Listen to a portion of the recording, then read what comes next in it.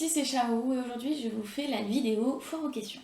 Je vais commencer par une question qui m'a pas été posée pour la FAQ, mais qu'on m'a beaucoup posée en convention et sur Facebook, et donc comment se dit le nom de ma marque. Et donc c'est normalement les bijoux de Chalulu, comme on devrait dire avec l'accent, la façon de dire japonaise, ce serait Chalulu.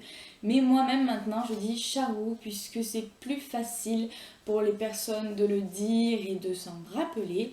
Et qu'en convention, quand on me demande, les gens font une tête un peu comme ça. Je n'ai pas compris. Donc ils n'arrivent pas à le dire. Donc du coup, moi-même maintenant je dis Charu, comme ça c'est plus facile. Alors, première question de la FAQ, c'est Mallory. Comment et quand as-tu découvert le monde du kawaii / décoden et qu'est-ce qui t'a motivé à faire tes créations? Comment j'ai découvert sur internet et quand j'ai découvert, ça doit faire environ 4 ou 5 ans à peu près. Et oui, c'est en voyageant sur des blogs, etc., en voyant des photos qui m'ont vachement plu, donc j'ai cherché des informations, etc. Bref, je me suis renseignée. Et qu'est-ce qui t'a motivé à faire tes créations? En fait, je voulais me faire mes propres bijoux, je voulais me faire mes trucs à moi. Voilà, donc c'est ça qui m'a motivée, c'est que je voulais faire mes propres trucs, pour moi, à la base. Question de Camille. Quelles études as-tu faites ou continues de faire? Comment as-tu fait pour te lancer? Comment as-tu eu le courage? Alors les études que j'ai faites, j'ai fait un CAP coiffure, un BB coiffure et un BM coiffure. Je ne continue pas de les faire, j'ai fini il y a bientôt 2 ans. Comment as-tu fait pour te lancer? J'ai acheté du matériel et j'ai commencé à faire des choses. Voilà. Comment as-tu eu le courage? En fait, j'ai pas eu besoin de courage puisque c'était pour moi, les créations. Donc j'ai pas eu besoin de courage. Voilà. J'avais pas de stress, c'était pour moi. J'ai fait ça parce que ça me plaisait. Enfin, voilà. Cassandra, quelles sont tes inspirations? Est-ce que tu arrives à vivre de ta passion ou as-tu un travail à côté? Mes inspirations ne sont ni plus ni moins les styles vestimentaires que j'aime. Voilà. Donc le Lolita, le Fériquet, le Décora, le Pastel Goth, tous les styles comme ça. Enfin, je veux dire, c'est mes goûts en fait, c'est pas une inspiration venue de quelque part. Enfin, je sais pas, c'est mes goûts. Je fais des choses que j'aime par rapport au style que j'aime. Voilà. Est-ce que tu arrives à vivre de ta passion ou as-tu un travail à côté? Je vis de mes 2 passions puisque j'ai 2 travails. Je suis coiffeuse et j'ai ma propre entreprise donc et je fais mes créations. Voilà. Donc après, est-ce que j'arrive à vivre de ma passion des bijoux? Puisque je pense que c'était ça la question. Je veux dire, est-ce que ça me rapporte de l'argent? Oui et non. C'est ridicule comme réponse, je sais.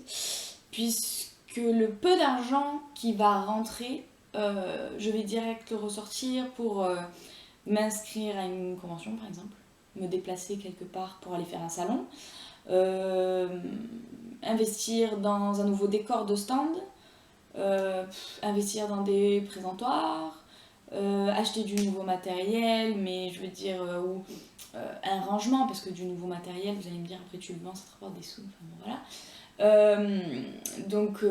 Voilà, des rangements, améliorer l'atelier. Donc le peu de sous qui rentrent de mes créations, je le réinvestis directement. Donc on peut pas dire que c'est un revenu vraiment quoi. Enfin, je veux dire, j'achète pas de la nourriture avec l'argent, je le mets côté et après j'achète des choses et en général après j'ai plus de sous. Voilà. Donc j'ai un travail à côté et ce travail-là me permet de justement quand ça marche pas trop, enfin pas assez on va dire, les bijoux, de pas être en stress, de pas avoir peur, etc. Et puis de toute façon, la coiffure c'est ma passion aussi, donc je ne ferai pas que les bijoux, ce n'est pas possible. Voilà. Ensuite, question de Nana, comment en es-tu venue à créer ton entreprise? En fait, j'ai fait une première expo il y a 3 ans, je dirais, ou 2 ans, je sais plus. Bon bref, j'ai fait ma première expo à Japan Expo Sud, donc à Marseille. Et en fait, parce que j'avais fait beaucoup de bijoux, parce que finalement, je m'étais prise dans la spirale de j'ai commencé à faire pour moi, et puis en fait après j'ai voulu perfectionner, et puis après en fait j'ai commencé à avoir beaucoup de choses, et puis j'aimais ça, donc du coup je me suis dit pourquoi pas faire un salon en amateur, donc j'ai pris un petit stand en amateur, voilà, et déjà ça a très bien marché, pourtant c'était bof ce que je faisais à l'époque, mais bon bref. Et en fait, il y a une merveilleuse femme qui est venue sur mon stand et qui m'a dit j'adore ce que tu fais, j'ai une boutique sur Marseille, je voudrais te distribuer dans ma boutique. Et moi j'ai dit mais moi je suis pas déclarée, je peux pas faire ça. Et elle était donc déçue, et puis elle m'a dit franchement réfléchis-y, si tu changes d'avis, je suis sûre que ça peut marcher, etc. Et donc je me suis retrouvée face à une décision à prendre où je m'étais pas du tout posé la question avant de... ça s'était pas présenté, enfin j'avais pas réfléchi, j'avais pas pensé que j'allais voilà, en faire un métier, quoi. Je veux dire, me déclarer, avoir mon entreprise, des papiers à faire et tout ça. Bon, bref, à la base, je le faisais vraiment pour m'éclater, quoi. Et donc, j'ai réfléchi toute la journée du dimanche, c'était la dernière journée de l'expo. Elle m'a dit qu'elle repassait plus tard, qu'on en rediscuterait si je voulais, tout ça. Et puis j'ai réfléchi, et puis je me suis dit, allez, c'est l'occasion, enfin moi je crois beaucoup au destin et tout ça. Et donc je me suis dit, voilà, rien n'arrive par hasard, hein, comme je dis, très bien. Et voilà, j'ai dit c'est l'opportunité, c'est le moment, et puis je me suis dit bon je risque pas grand chose non plus, donc puis c'était une boutique, elle m'a expliqué, c'était vraiment ciblé mode japonaise quoi. Donc j'ai dit oui, donc je me suis déclarée, et donc pour répondre à ta question, comment en es-tu venue à créer ton entreprise? Et voilà, c'est grâce à Axel. Merci beaucoup Axel. Et donc ça a duré à peu près 1 an, la distribution dans sa boutique, et malheureusement elle a fermé, elle est partie dans le nord. Donc voilà, je suis plus distribuée en boutique sur Marseille. Mais c'était super et j'ai vraiment adoré cette femme et c'était vraiment super, c'était une bonne expérience. Et elle n'aurait pas été là, j'aurais peut-être pas fait le chemin que j'ai fait, et voilà. Donc je l'en remercie Axel si tu regardes cette vidéo. Voilà. Ensuite, question de Angie. Quelle création te demande le plus de temps? Quels sont tes meilleurs, pires souvenirs de convention?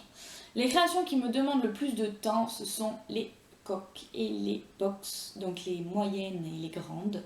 Ce sont les créations qui me prennent le plus de temps. Voilà.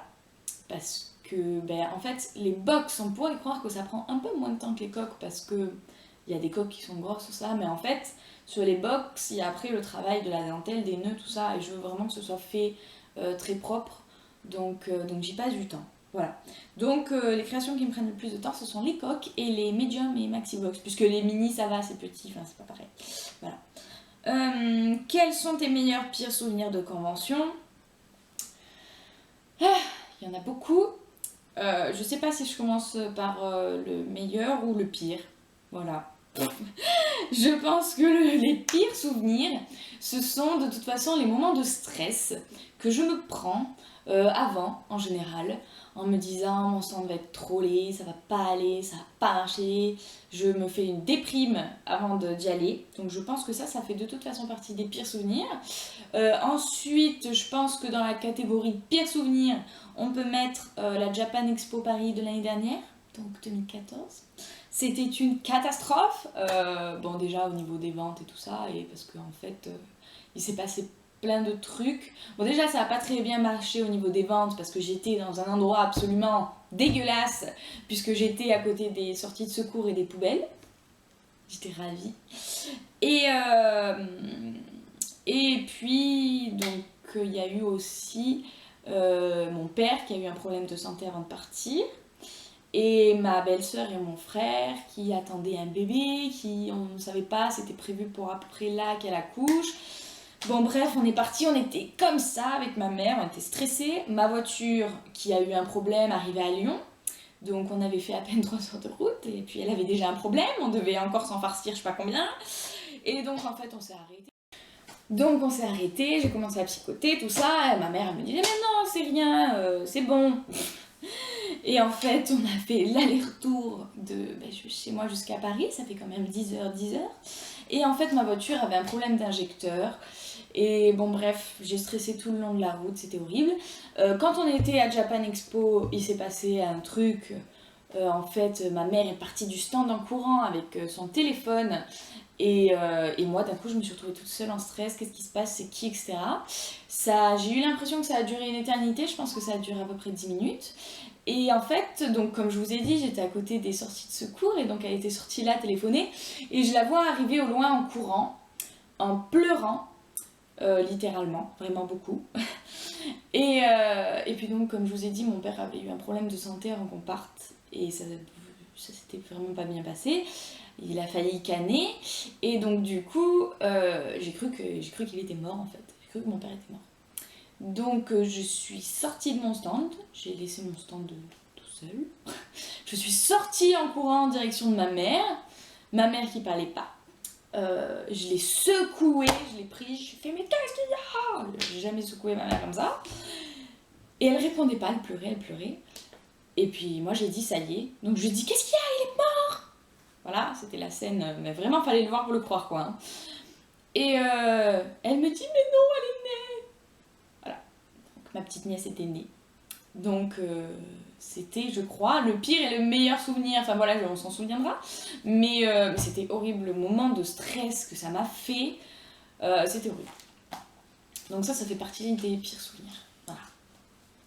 Mais bon, tout va bien, hein, mon père n'est pas mort, il est toujours en vie, il a toujours son problème, hein, voilà, il n'est pas à l'abri que... c'est une longue histoire. Mais bon, bref, voilà. Ma petite nièce elle était en très bonne santé et tout va bien. Donc on est rentré de Paris, on était contents de se casser, de retrouver notre famille. Et en plus c'était très long puisque l'année dernière ils ont fait une expo de 5 jours, donc on est parti en tout un peu plus de 6 jours puisqu'on est rentré le lendemain encore de l'expo. Et on était venus, enfin bon bref, voilà. C'était très long et c'était très éprouvant. Meilleur souvenir de convention, c'est avec ma mère encore. Bon déjà, il y a toujours des bons souvenirs à rencontrer plein de gens ou à revoir des gens. J'ai toujours des petits moments de chaud au cœur. Je veux dire, par exemple, cette année à Lyon, il y a des personnes qui sont revenues me voir exprès pour moi au salon parce qu'ils m'avaient vu l'année dernière, qui savaient que je revenais là et ils voulaient absolument me revoir, etc. Enfin bon, c'est trop touchant quoi. À Toulon aussi, à Mangazur l'année dernière, il y avait 2 petites jumelles, mais trop chou, mais elles étaient trop belles. Et donc on a un peu discuté le temps de la convention. Et puis en fait, avant la fermeture le dimanche, elles sont revenues sur le stand me voir pour me dire on y va, on vient de dire au revoir et tout. Elles m'ont fait des gâtés, t'es trop belle, t'es trop gentille. Enfin, bref, ça fait chaud au cœur. Et au top, dans le top 3 des meilleurs souvenirs, en première place, il y a les fous rires avec ma mère. Puisqu'en général on est très fatigué, on est épuisé parce que déjà la semaine d'avant on est à fond comme des Chinois à bosser, on se couche tard, on dort pas bien parce qu'on est stressé, etc. Il y a la route, on fait beaucoup de route en général, bon bref, on est exténué et ça facilite les fous rires, ça, je veux dire le moindre truc ça part dans des trucs improbables. Et il y a beaucoup, franchement il faudrait qu'on les marque pour pas les oublier à chaque fois. Et ça, je pense que voilà, c'est le top 1 de mes meilleurs souvenirs. C'est les moments que je passe avec ma mère quand on va en convention et les fous rires qu'on se prend le soir à l'hôtel ou même des fois sur le stand. Mais le pire, c'est à l'hôtel, je crois. Et puis, je crois que vraiment un fou rire que je me suis pris, on était à Villepinte, on était parti faire les courses. Les gens ils nous avaient saoulés parce qu'on était habillés comme on s'habille quand on va en convention. Et ils nous regardaient tous comme ça. Enfin bon, bref, c'était hyper chiant. Ça nous a gonflé. Et on avait qu'une hâte, c'était de rentrer. Donc on arrive à la voiture. J'ouvre le coffre pour qu'on mette. On a fait des courses pour mettre les courses dans le coffre. Et en fait, j'étais fatiguée, j'en avais marre et tout. Et puis j'ai vraiment pris le coffre et je l'ai fermé hyper fort. Et en fait, il y avait encore ma mère. Et en fait, je lui fracassé la tête avec le coffre. Et sur le coup, j'ai fait elle, pareil, elle s'est relevée. Et alors, j'ai pas pu m'empêcher. Puis j'ai rigolé. Et elle, pareil, elle a rigolé. Le soir, on est rentré à l'hôtel. Elle me dit Je suis sûre que je vais avoir un peu quand même, j'ai mal. Pareil, mais je me suis repris pour rire de l'action que je causais la tête dans le corps. Enfin bon, je veux dire, on est tellement fatigué qu'en fait on rigole après. Alors des fois on est énervé, on est là, on râle, ouais, c'est bon, chier et tout. Et en fait après on rigole trop, mais sur des petites bêtises, des petits trucs. Et bon, voilà. Meilleur souvenir avec ma mère. Voilà, c'était la plus longue réponse de toute la FAQ. Ensuite, Ambre, où trouves-tu tes vêtements? En fait, j'achète quasiment tous mes vêtements Lolita, je parle ce que je porte en convention, de seconde main. Donc sur des groupes de vente Facebook ou sur des plateformes de vente comme Les Market, etc. Voilà, c'est des vêtements qui coûtent cher à la base, donc je veux dire, je préfère les acheter de seconde main, je les cherche en bon état bien sûr, pas trop usés. Et du coup, j'achète moins cher, je fais des affaires, je peux m'acheter plus de trucs, etc. Voilà. Sinon, après, pour mes fringues de tous les jours, comme ça, je fouille eBay, j'adore les fringues, j'adore fouiller dans les magasins, tout ça. Enfin, je veux dire, après, j'arrive à trouver des trucs super sympas dans des petits magasins aussi, quoi. Donc, c'est vrai que je trouve mes vêtements un peu partout. Voilà. Je cherche la bonne affaire, je cherche le bon truc original, pas trop cher. Voilà. Question de Enora. Tu t'habilles toujours comme en expo? Non. Non, en fait, les vêtements coûtent très... je pars en expo quand je suis en Lolita. Hein. Non, parce que les vêtements coûtent cher et que comme j'ai dit, je suis coiffeuse déjà. Donc en fait, on se tâche assez souvent. Je veux dire, quand on passe les bacs à la javel, quand on applique des couleurs ou qu'on fait des mèches, il y a des petites pètes des fois qui partent comme ça. Et enfin bon, bref, si je veux pas mourir d'une crise cardiaque, il vaut mieux pour moi que je ne m'habille pas en Lolita au travail. Après, ça m'arrive, je veux dire, quand on va faire une sortie quelque part ou qu'on va faire comme Noël, etc. en famille, où là, je peux sortir quelques fringues comme ça, mais je veux dire, tous les jours, je ne m'habille pas comme ça. Tous les jours, je m'habille, voilà, comme je suis un peu là. J'aime bien m'habiller original, mais je ne suis pas Lolita tous les jours. Tous les jours, je suis plus dans quelque chose de, déjà, hippie. J'adore le hippie. Et puis après, un peu des styles décalés. J'aime beaucoup tout ce qui est ancienne robe, tout ça, donc trucs avec beaucoup de dentelle. J'aime beaucoup les robes avec des tulles, des tutus, etc. Enfin, en fait, d'un jour à l'autre, je peux avoir un style complètement différent. Mais j'aime toujours apporter un petit côté décalé, original ou quoi. Enfin, genre, porter une tenue hyper romantique avec des Doc Martens et les cheveux. Enfin, voilà. Non, je ne m'habille pas en Lolita tous les jours. Photo de ton dressing, et Nora, je t'avais dit que ce n'est pas quelque chose que je montrerai, puisque mon dressing, mes dressings, parce que j'en ai deux, c'est une catastrophe. Voilà, je ne suis pas quelqu'un d'ordonné dans mes vêtements, puisqu'en fait le matin, je ne sais pas ce que je vais mettre, et je démonte toute mon armoire pour trouver, parce que d'un coup je vais avoir, ah ouais, je peux mettre ça. Je vais démonter mon armoire pour trouver un truc. Enfin bon bref, c'est toujours en bordel, c'est jamais rangé. Donc non, je ne prendrai pas de photos de mes dressings. Voilà. Une question de Ludivine. Travailleras-tu en collaboration avec d'autres créateurs? As-tu des projets? J'aimerais travailler en collaboration avec d'autres créateurs, mais rien n'est fait. J'en ai un peu discuté comme ça vite fait, mais c'est des choses qui sont difficiles à mettre en place. Pas forcément créateur, mais avec une marque peut-être aussi. Mais bon, bref, pareil, rien n'est fait, mais j'aimerais beaucoup. As-tu des projets? Mes projets pour 2015 pour les bijoux Charou, c'est une nouvelle déco qui vient s'ajouter à mon stand. Donc je suis en train de bosser dessus. J'espère que ça va le faire comme je l'ai imaginé. Voilà. Sinon, à part ça, toujours essayer de faire des choses qui sortent de l'ordinaire. Pas plus de projets autres que ça. Voilà. Une nouvelle déco pour mon stand, c'est déjà pas mal. Et puis j'essaye toujours de progresser. Et puis voilà. À part ça, pas spécialement d'autres projets. Voilà. Et dernière question, Mitsuni. Depuis combien de temps exerces-tu ta passion? L'année prochaine, est-ce que tu reviens à TGS? Depuis combien de temps j'exerce ma passion? Mon entreprise est déclarée depuis... je ne sais même pas. Depuis, c'était en avril. Ça doit être... c'était pas l'année dernière. Non, parce que l'année dernière, j'ai fait mon bilan. Donc ouais, ça fait 2 ans que mon entreprise est déclarée. Mais sinon, que je fais des bijoux, ça fait... Ouais, j'ai dû commencer il y a 3-4 ans, je pense, à peu près. Et l'année prochaine, est-ce que tu reviens à TGS? Je ne sais pas si je reviens à TGS, puisque si ça fait comme, pas cette année, l'année d'avant, en fait, TGS et Japan Touch étaient tombés exactement en même temps. Parce que je voulais déjà faire TGS l'année d'avant et donc j'avais pas pu le faire puisque j'étais déjà inscrite pour Japan Touch. Et puis je pense que de toute façon j'aurais choisi Japan Touch puisque c'est plus près, etc.